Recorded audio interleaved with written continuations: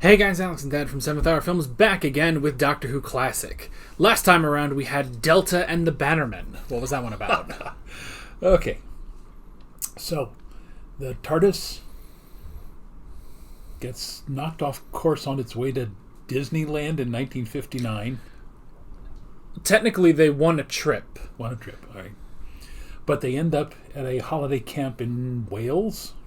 Yes. And on the interstellar bus tour was the Queen. Can't remember what her species was. The Shimmeron, I think. There you are. I don't know why I remember that. And she and her little bundle of joy, which turned out originally to look like a little green man coming out of an egg. Green girl. Anyway, the Bannermen were a group of assassins who were trying to kill her and the child because that way they could take over her planet. I can't remember exactly the details there. But the Doctor and some local people managed to thwart the plan and save the holiday camp. There's things with bees. It was all pretty goofy. Yeah. But, again, I think the main thing that I got out of it is I'm really enjoying Sylvester McCoy. Yeah. Probably, again, of the last three, McCoy, Colin Baker, and Davison, I'm liking him more because to me he's more in the mold of Tom Baker, and I know some people have disagreed with me on this, but he's also a little bit of Hartnell to me, and you know how much I love Hartnell. So, yeah. Anyway. Yeah. I can definitely see the more outrageous parts of both of those characters. So yeah. And it was just a big... There's a hair in my glass. It was just a big old goofy time. There was the greaser who ended up joining the alien queen. He really knows how to pick him, I guess. So, and the poor Welsh girl he left behind. So, but it's okay. She got the motorcycle in the end. So, today we're on to Dragonfire, the final story of this season. These are passing by way too fast. Yeah. We can just knock these out in a month now. Which means, yeah, I guess if the next two seasons are about the same length, we've only got about 2 more months of classic Doctor Who. So I think somebody said middle of July will be done. June or July, something like that. So, and it has been, 4 years since we started this? Didn't we start in 2019? Yeah. At the end of 2019? Probably, yeah. So, it's been a while. So, I don't know. Do we have anything else before we get in? No, other than, again, several people in the comments have backed up our assessment of Mel, that she started out being very interesting, but now has been reduced to simply the screaming damsel in distress. And since we're coming to the end of this season, several people have hinted that she's not long for the Doctor Who world anymore. Yeah. I mean, look, the next episode is Remembrance of the Daleks, and there is no Mel to be seen. So that kind of spells out a little bit of what we might be getting in this episode. Yeah. So, but even still, Mel is not the worst companion we've ever had. No. Just very much missed potential, especially from that first episode. Yeah. So, yeah, I guess that's pretty much it. So we might as well just jump right into Dragonfire. I wouldn't have paid 17 crowns for the lot of you, let alone each. Only frostburn. Frostburn? Liquid nitrogen. Minus 200 Celsius. Just be thankful your arm didn't go inside the vat. Otherwise, it would never have come out again. I'm glad they still have Celsius in space. These uniforms are solid white versions of the Germans in World War I. He's a dead man.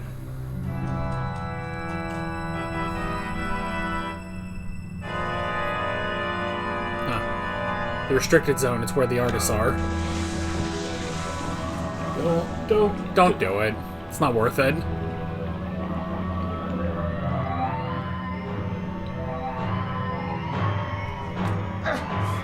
I mean, you still can't hold it. Where is it? Ice World. A space trading colony on the dark Aptly side of the named. planet Spartos. Photon refrigeration units for only $24.95. Thank you. Oh, they're evil fridge sellers. Oh, it's Sebalom. Oh, no. Do you take Asteroid Express? Glitz! Venus? Meh. What? No, never heard of it. It's us! Mel and the Doctor. You haven't forgotten us, have you, Glitz? Shh, keep your voice down. No, of course I haven't forgotten you. Mel and the Doctor. Here, you're not the Doctor. Meh. Regenerated. I have been entrusted to deliver certain secret documents which nefarious unnamed parties would stop at nothing to grasp within their own grubby digits. You mean they... Kill you. Zebulon Glitz, we've been looking for you. Leave him alone. If you kill him, you kill us too. Anna, sit What down there, are Belle. you talking about? Oh, he's told us everything. About how you tried to stop him delivering secret You can't just documents. assume everyone in We're quite a uniform. storyteller, aren't we, Glitz? You see, there was this game of cards. There always is. managed. What about the 102 crowns you sold your crew for? Sold your crew. Oh, the mutinous rabble. They tried to take command of my spacecraft. I relieved myself of them. Did we ever make the comparison with him and Harry Mudd from Maybe. Star Trek? You will do as you're told. Less of your lip, your outer and your ear. Oh, that's just Ace. There's no reason for them to suspect that the seal on the treasure map contains a tracking device. It's completely not obvious. Fascinating, absolutely fascinating. Looks like something from a jungle sale to me. Oi, there's nothing snide about this document. You don't want to go and believe nothing you get from him, Professor. He probably bought 200 of them in a job lot. Do you mind? This is the real McCoy, this is. Meh. From an What's your name, incidentally? Everyone calls me Ace. Oh, how do you do? I'm the Doctor, and this is my friend, Mel. And we're really going to go and Left-handed keep the shaking dragons? again. Too Eh. risky, if you ask me. Nonsense, Glitz. Time for a quick adventure, then back for tea. Ace, that's the spirit, Doctor. Hang about, you can't go without me. That's my map. And I don't want these girls coming along either. What? It's too dangerous. Professor? And since it's my map, Right. You male chauvinist bilge bag. Just you wait. Just you wait, Henry Higgins.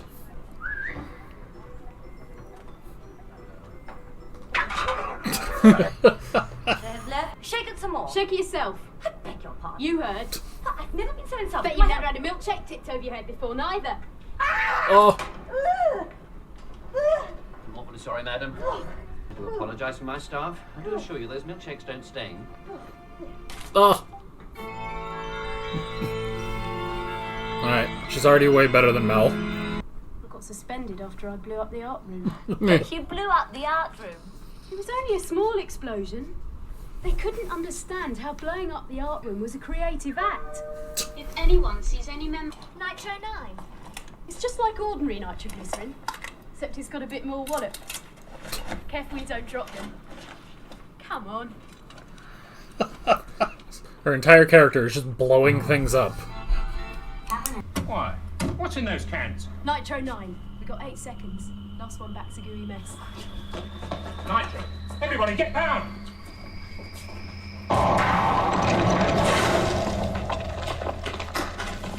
Ace! Ace! Look, good job. I'm excited to see this ice statue being blown up by the end of this. Go there immediately and take charge of the situation. Of course. Background out of the Emerald City in The Wizard of Oz.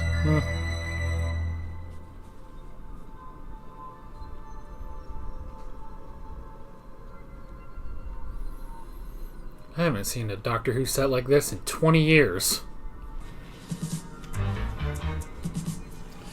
Now, see an interesting parallel here. You remember that Troughton was considered to be the cosmic hobo, kind of like a Charlie Chaplin? McCoy seems to be more like a Buster Keaton. Lots of physical humor. What? Because I shall need people like you in my army of mercenaries. You what? Think about it. Traveling through the 12 galaxies. Discovering there's actually more than 12. Well, this can't be good. No. What's the plan here, Doctor?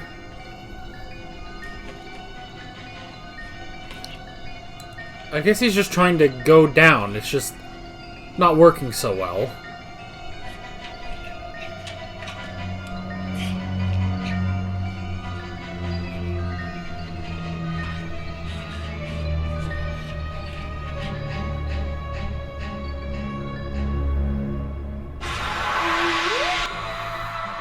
Hang on. Let's see.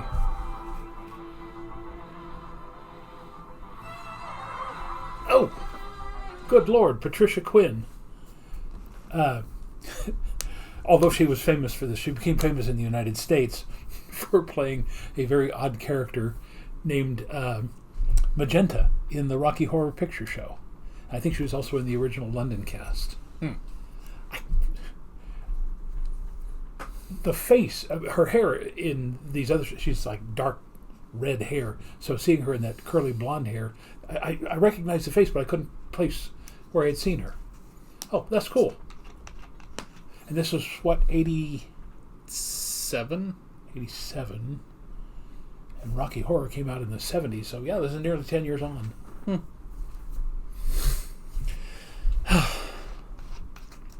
Well, I mean, Ace is just immediately better than the past, like, 4 girls that we've had. Now, and I've said this before, and I mentioned this about the one episode of Eccleston that we saw. I like the fact that they're introducing ordinary people. You know, not the upper class, not somebody who's this, that, and the other thing, but just she's a girl from England who has a talent for blowing stuff up. That's hysterically funny. Well, yeah. You know, and again, Mel, when she started out, had an interesting background, and then it's just completely gone away. Yeah. So. I mean, the problem is we don't really know much about Mel because we never actually saw the Doctor being introduced to her. Yeah. All we got from that first episode was she seemed to be an exercise nut. And then just the interactions with the Doctor in that one. But other than that, we don't really actually know too much about Mel. Yeah. But yeah, Ace is just so much better than Mel and Perry and Tegan. Probably the best since Nyssa. Yeah, I guess Nyssa was just before Tegan, so just by a little bit. So yeah, so that's all already good. The set is very interesting.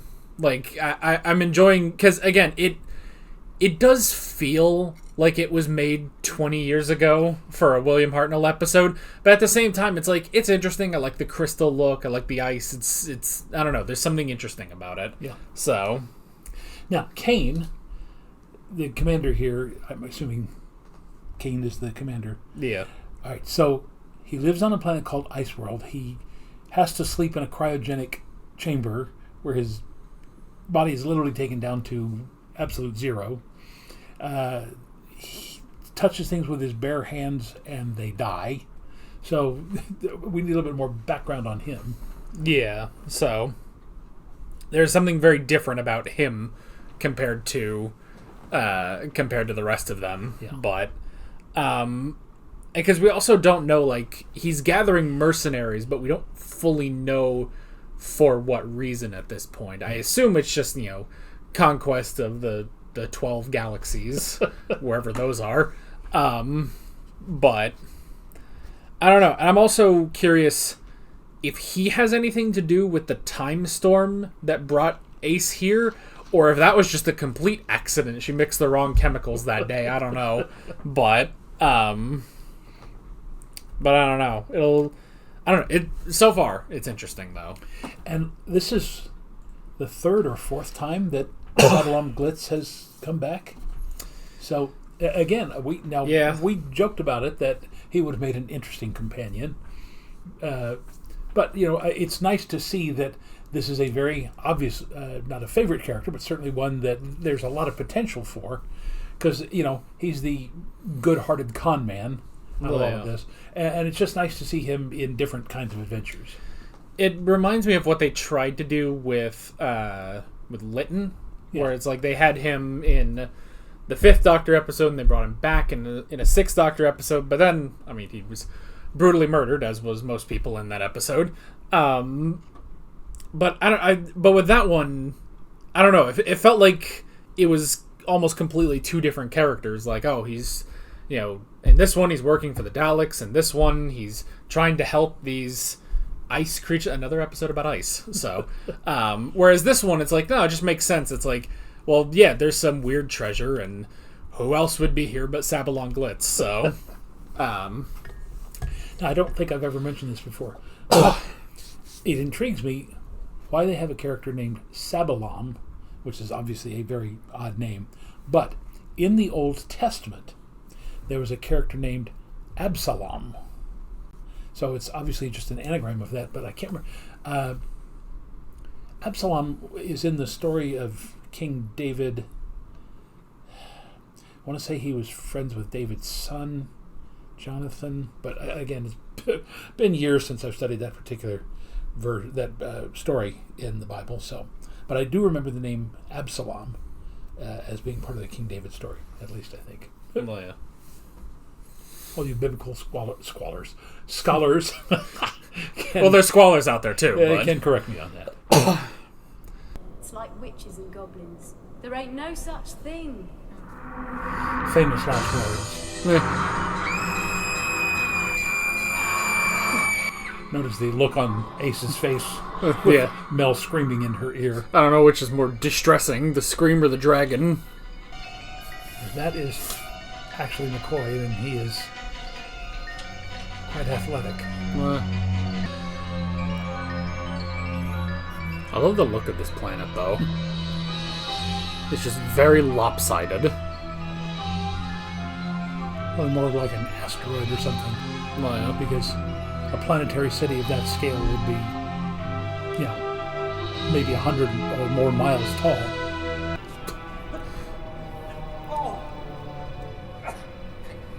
I've got you.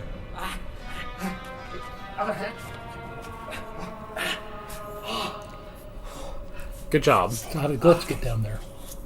I have no idea. And why wouldn't the Doctor have taken the same way? I could almost believe Xana lives again. The unique beauty, yes, but more than that. Criminal genius also. I've never heard someone pronounce a hard X at the beginning of a word.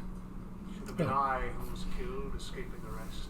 There's a small basilica church in just outside of Tucson. Look, The name is Xavier, which in English is Xavier, but in Spanish how are we going to get it's down Javier or Javier. They pronounce it just like Aveer, Sanavir Mission.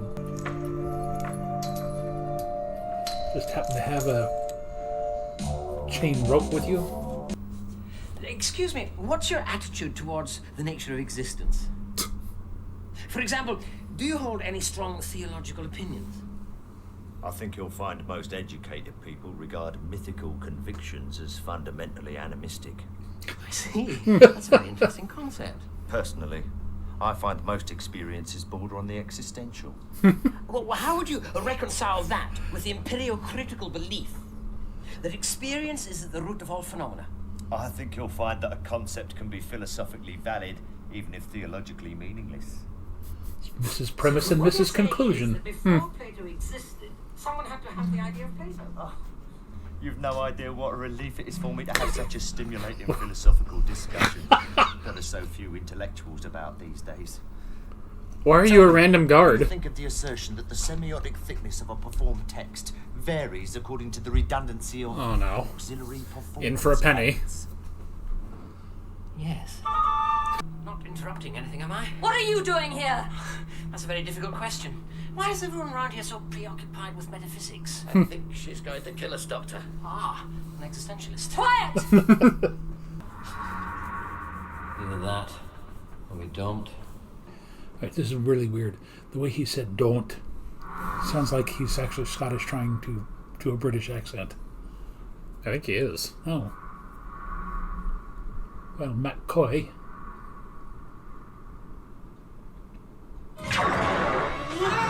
Oh, that's not even remotely a dragon. That's just an alien. Oh, it's like a giant ant. Oh no, it's a Zarbi. Aren't they the ants from the Web Planet? There was something in the Web Planet.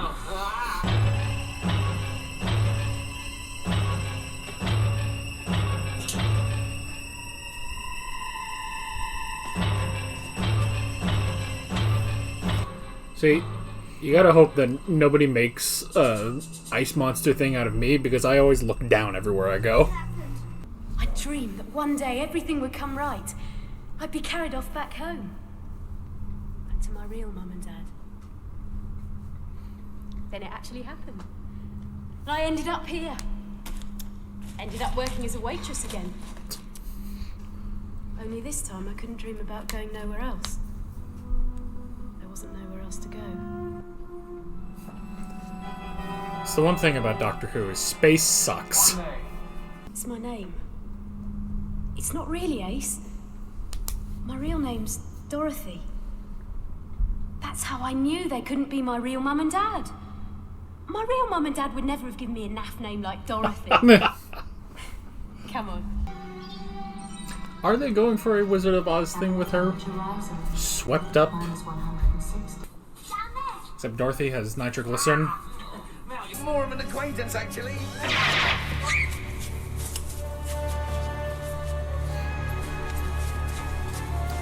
Based on the creature in Alien. If he was microwaved. You understand? It's friendly.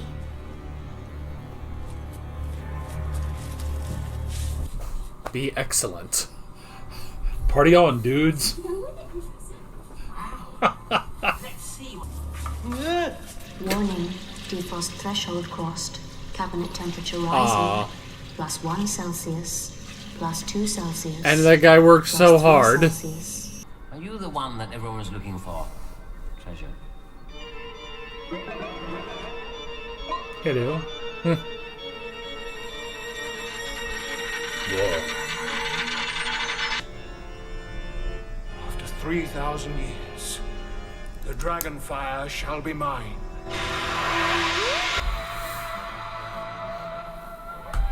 Alright.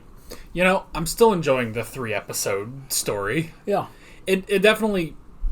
Because I've heard some people knocking the stories in this season. But I will say, between this and Delta and the Bannerman, it's like, they are definitely benefited by having 3 episodes instead of 4. Yeah. So... Now, I also wonder, McCoy's performance, how much of that is the script and the direction? How much of that is just him as a performer? Does he bring the goofiness? Yeah. You know, does he go to the director and say, you know, in this sequence, I'd like to do this, this, and this? You know, and as a director, if I thought that would work for the betterment of the story, I would certainly let him do it. Considering he was the only one slipping around on the ice, I feel like it is kind of just him. So... I don't know, maybe. I could see that. And again, in a sort of Tom Baker way of like, you can only write Tom Baker so much before he brings in his own Tom Bakerisms. And again, Briggs, I think, was the guy who wrote this. The exchange between the Doctor and the guard while Glitz was trying to sneak in, that is literally right out of something that John Cleese and Eric Idle and Michael Palin and Graham Chapman and all the rest of the Terry Gilliam would have written, because it is so beyond what you would expect from just what they call a petty functionary like this guard. And the Doctor says, here, let's explore, Wittgenstein, and the guy goes off on this philosophical treatise. It's like, who thinks of that? Who does that? And if it's the writer, that's brilliant. If it's McCoy, it's even more brilliant. Yeah. Well, it would be like going up to, like, the palace guards, who are just there with their giant hats, and they just stand there silent forever. They must have time to think about things. Yeah. So maybe that's the idea of, like, we don't know. Obviously, they've only recently captured the Nosferatu, but maybe it's just this guy has been left here for a long time to think about anything. And the Doctor just happened to hit right where that guy wanted to talk. So the reference that I made to Mrs. Premise and Mrs. Conclusion, these are two British housewives who, start off the conversation with, how are you? I'm very tired. I just spent 4 hours burying the cat. And the other one says, 4 hours? Why did it take so long? She says, oh, well, he wasn't dead yet. He's not dead yet. Why did you bury him? Well, he's not at all a well cat. Anyway, they get into this conversation about a French philosopher named Marcel Proust, if I recall correctly. And then they go all the way to Paris to settle a question between the two of them over this philosophy. And when they get to his door and they knock on it, and one says, she believes this and I believe that, so can you tell which one of us is right? And Proust looks up and goes, oui. It's like, that's it. It's the incredibly long shaggy dog story about existential philosophy.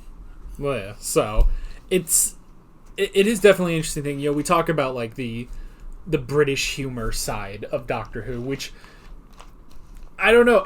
I feel like it's changed though. It's like I feel like this isn't just British humor, because it still feels so recent in a lot of these episodes where it's like 20 years and you never made jokes like this. I feel. I mean, or if you did, it was very few and far between. So I don't know, but it's just an interesting. It's just a fun idea. Yeah. So well, again, having experienced some of this, it's gone from the Benny Hill and Steptoe and Son, which was a lot of physical comedy, and that, to the Monty Python stuff, which is more intellectual and yet still kind of incredibly silly. Yeah. Just the lots of pratfalls and slipping on ice and gags like that. And again, it's kind of the whole Buster Keaton thing. I thought that Keaton did way more stuff than Charlie Chaplin did. This is just me personally. Those of you who are Chaplin fans, please don't comment. But it's one of those things where you've got just this ordinary guy who's in the middle of this literal catastrophe going on, and he just kind of floats on through, as is his wont. Yeah, so that definitely feels like this version of the Doctor, where it's just like he just happens to be, he just went to this ice world, and then suddenly Glitz is there, and then there's this treasure, and he has to go to that, and he, nearly falls off a cliff, which was kind of his own fault, but then he goes, and then there's this dragon there, and it has the treasure and everything, so. And the dragon also, a little bit, looks like the alien from Independence Day. I'm trying to remember when Independence Day came out. 95, I think. Oh, okay, so this would have influenced that. But yeah, very much the spiny-backed alien with the elongated head. How many ant hunts you been on? Ant hunts? ANT, aggressive non-terrestrial. I guess that makes none. Try thinking of a scorpion, 2 meters tall, coming at you out of the shadows. Right, now do me a favor and leave the water pistol at home. I've soiled myself. I'm relying on you. Even if that head is made out of styrofoam, that's got to be very heavy. You're always marked north and south on these things. Never backwards or forwards. Tell you what, you seem to know where you're this going. way. Why don't I just trust to your sense of direction? Yeah, if he could walk that way, he wouldn't need the talcum powder. Apologies. The time is at hand.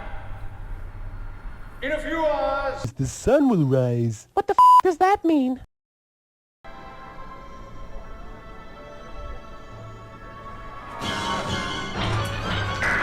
Oh, jeez. Not the bartender. Well, this kid does not care about things.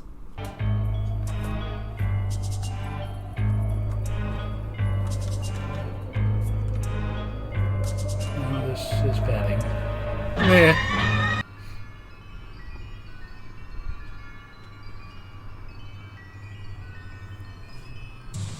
I keep thinking she's just gonna rip that bear's head off. Undocking sequence in progress. open up! Come on, how did that happen? Disengaged.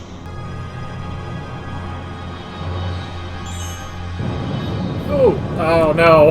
Another mass casualty event. Oh, yeah. Like the people on the bus.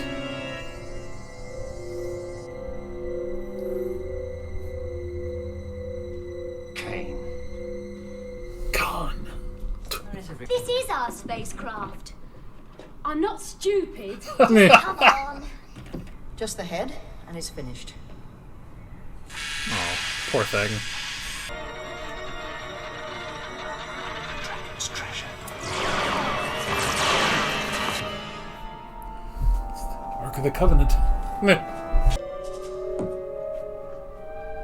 Oh, gonna freeze the teddy bear or Current herself. ambient temperature minus 10 Celsius. Target temperature minus 193 Celsius. Good night, Teddy. Now, with the Dragonfire, I have the power to return to Proamon and exact my revenge. You, One problem. girl, Yeah, bring Proamon me doesn't the exist. Dragonfire. It sounds like a Starflight Photon drive. Starflight Drive? It can't be.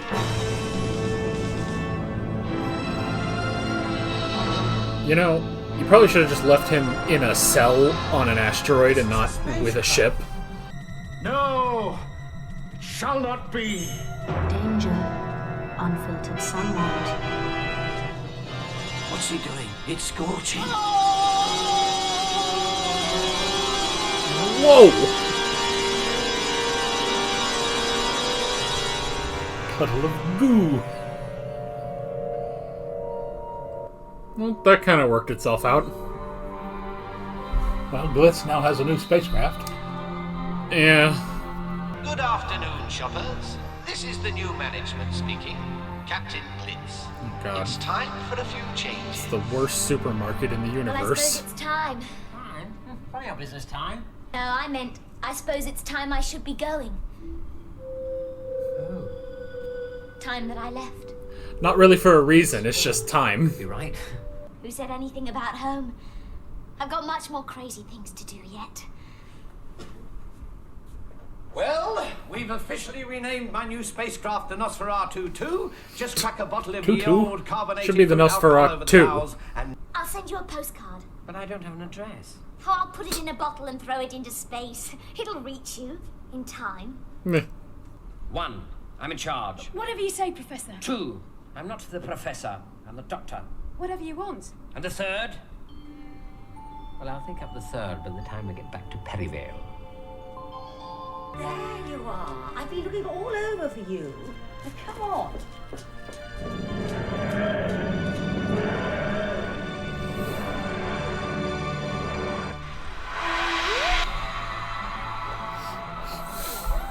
So All the right. mother, the daughter, Mel, and Glitz are the only ones left on the space station. Yes. Taking that glorified shopping mall through the universe to get to Perivale. Okay. I love there's no build-up. There's no reason. She just knows... She knows beyond the fourth wall it is time for her character to leave. There's no genuine reason why Mel left. She just did. Yeah. I mean, it's not like when Tegan said, you know, I can't put up with all the killing and all the chaos and everything. There's nothing particular in this storyline. And of all people, she leaves with Glitz. Yeah, to essentially do the exact same thing she already was doing with the Doctor. Just... I don't know. You know the thing, and I suppose this is like spoilers for modern Doctor Who. You're going to forget it by the time we get there anyway. But Mel does come back. Very, very recently has Mel come back. And it was one of those things where I was like, man, like, quit bringing back companions that I haven't seen yet. So now I have to go back and see. Because she said something about what she had done since she left the Doctor. Now I have to go and think, wait a minute, so does she leave Glitz at some point? Does he just... I don't know. I'm curious. I'm going to have to go rewatch that episode. So... All right. Well, again, overall, enjoyable story. Yeah. Again, really really entertained by Sylvester McCoy. I think Ace is a good companion. Yeah. I think over the next 2 seasons we will see an improvement there, especially since we have already seen Remembrance of the Daleks. Again, and I don't mean to be rude, not sorry to see Mel go. Still would have liked to have seen Glitz come back more. Could have. I mean, even can you imagine Glitz and Ace as the 2 companions? Well, and then again, the mother and the daughter, the overly dressed upper class mother-daughter. What was that supposed to be? Who are offended by ice cream in a milkshake. It is. I mean, they are just the blissfully ignorant aristocrats who were luckily not on the Nosferatu when it exploded, and can now. I don't know. I assume they'll just travel until they can get a new spaceship, but yeah, I don't know. It is a very strange thing. So, and yeah, just the departure of Mel. I feel like this episode, like, with the ending, they didn't really know where everything was gonna go. So it just kind of hastily wrapped up of like, they had like, well, Proamon doesn't exist anymore, so Kane doesn't have a home to go back to. So he just killed himself, and we've got some money, sure, let's melt his face. And again, as a writer and as a director, I think Kane should have been given 30 more seconds to say, I can't believe I've waited 3,000 years and it has come to this. I should go ahead and do what I thought about doing all those years ago and just go to the bright side, as it were. Oh, yeah. And somewhere in these 3 episodes, Glitz could be seen to actually have, the Han Solo, rogue with a heart of gold sort of thing, where he saved Mel or did something where she could say to him, you're actually different from what I thought you were. You're actually a nice guy. So that when she said, you know what, I think I will go with him, that would make more sense. And again, you have to have known earlier in this season that Mel was not going to go into the next season. And this guy Ian Briggs, could have again. You can any good playwright could see you need to have a reason for Kane to kill himself. You need to have a reason for Mel to go off with Glitz. Yeah. It's a weird trend now that we have, and a trend that I suppose won't technically continue, but the trend of why are our companions going off with like the worst possible dude? Like Mel is with Glitz and Perry is with Yrkanos, which was ridiculous. Someone pointed out that the actor Nicola Bryant, she didn't even know that had happened to Perry's character because they didn't film anything with her for that little scene. So she found out in a commentary years later that that was the fate of Perry. So yeah, it's just a very strange pattern that has so recently developed. But now here's a question, because we have seen the movie where McCoy regenerates to McGann, but Ace was not in that. No. Did he ever explain what happened? Now, did McCoy and Sophie, what's her name, have an episode where they knew that the series was ending and they did a wrap-up of any kind? I don't think so. I think at the end of season 26, it's just going to be the end of a season like anything else, and that's just going to be that. So I'm sure there is a Big Finish audio story that gives a proper send-off for Ace. Or if not, there will be in the next 5 years or so. Next but 5 minutes.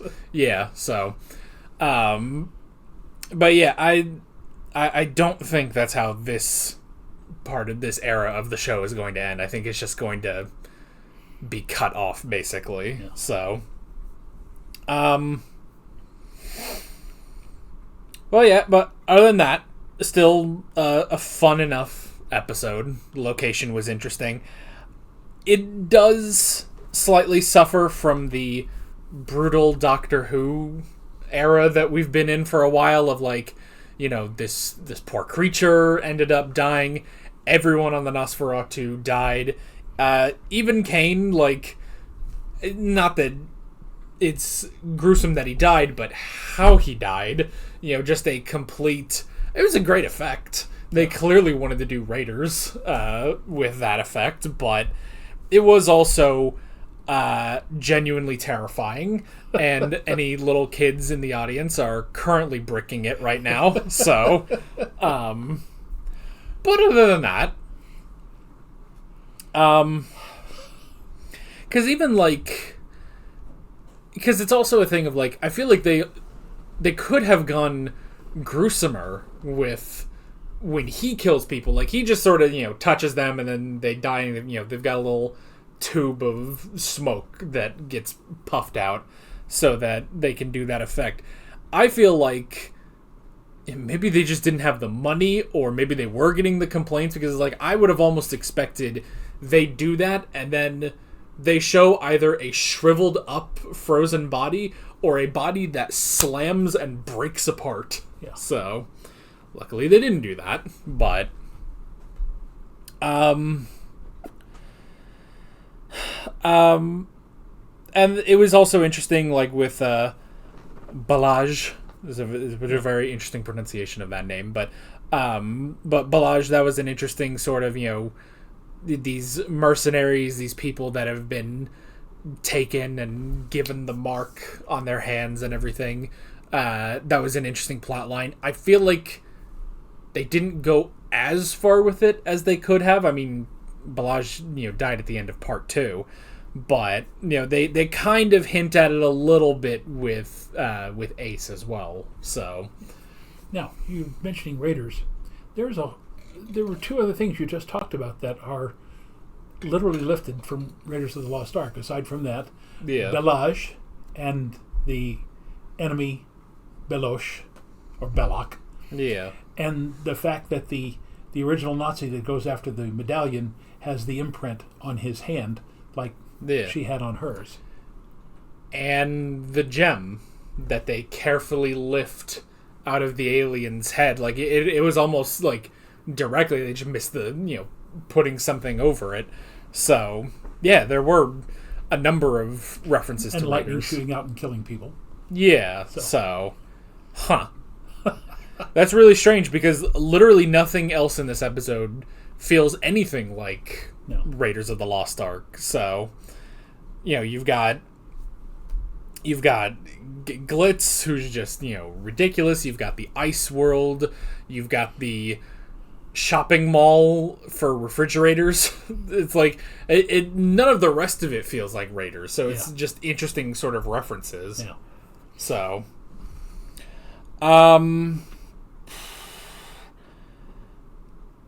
although I guess maybe if that's the idea, maybe that's kind of where some of the characterization of Ace comes in, where, like, maybe she's closer to a take on, like, Marion from Raiders, you know, not just the damsel in distress, just can, you know, go and get something done, just, you know, give her some nitro bottles and there you go. So, and I do like how just simple the backstory is of, like, which, I mean, I guess they sort of leave it open of, like, maybe they might have something with, like, oh, well, where is she from? You know, who are her parents? Honestly, this sounds exactly like Rey's backstory in the new Star Wars movies. No. So they've kind of left that open, but I also like how it's just, she was a girl who, you know, really liked blowing things up, blew up the art room, they didn't understand it, and she got kicked out. And somehow there was a time storm that brought her to this place. So I guess that's sort of the thing, though, that they may explore later of, like, why was there just a time storm? I guess, though, I guess it was Kane, though, because this is just how he gets mercenaries or staff. He just takes people out of time, so. And, you know, it's also interesting, I feel like, because we don't really have too many episodes of the incoming and outgoing companions. Like, it's very rare. I feel like the last one we had that was Perry's first episode was Turlo's last episode. Now, for most of that episode, Perry was wandering around the desert, running away from either a robot or the Master. So, she didn't really interact with that story too much, which ended up being Perry's entire character going forward, was not interacting that much with the story. But yeah, I kind of I kind of missed those episodes of the, you know, the outgoing and incoming companion. So, and I feel like it worked well, and it really highlighted how much better Ace is than Mel, you know? Yeah. Just the fact that she'll just look at the aristocracy and just throw a milkshake on their head. And the owner of the bar, so.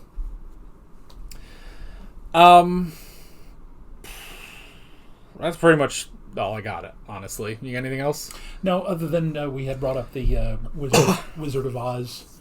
Yeah. The imagery there. She's like Dorothy, taken from her home in Kansas and deposited in this Crystal Palace, although it was green, the Emerald City. Yeah. So, I mean, it's just interesting. I'd be very interested in knowing what the writer, Ian Briggs, actually used any of that inspiration. Yeah. The last thing I thought is they never showed what happened to the little teddy bear after she put it in the, you know, the Sub-Zero chamber, and because it just sparked a memory in my mind of when I was a kid. I don't know if you remember this, but when I was a kid, I had this tiny little, I guess, action figure of Goofy, and I was convinced I could turn him into ice, just this little plastic figure.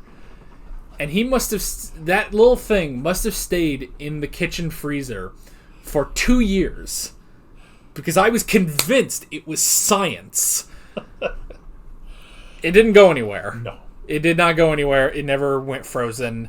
I don't know what happened to it. I probably just took it out at some point, but I don't even know. You may even still have it somewhere.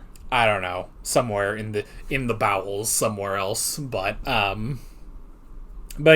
So that, you know, that little girl, and you know, that would be something. It's like Ace, although Ace was, I don't know. I guess Ace is technically less a little bit about science and more just about the creativity of explosions, because that's what she said, is they didn't see the creativity in blowing up the art room. So, although it was a minor explosion, but anyway, the point is, I don't know what the point is.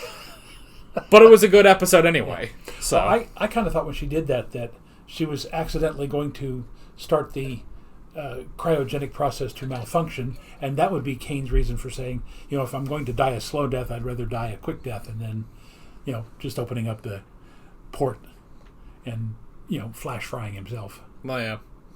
Why didn't Balaj think to just open the window and then unfiltered sunlight? They would have the worst sunburn of the ones who survived that, but I don't know. I guess it's not important, so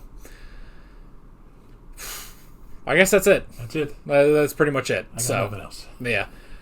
So that is basically it. With all of that being said, we're Alex and Dad from 7th Hour Films, and we will see you guys next time. Take care. Alright guys, thanks for watching this video. There's a bunch of links on screen if you want to go click around any of those. There's a playlist with all of our Doctor Who classic reactions, as well as another playlist with all of my modern Doctor Who reactions if you want to go check those out. There's also a subscribe button and a Patreon button on screen, as well as other links in the description if you want to go check out any of those. See you guys later.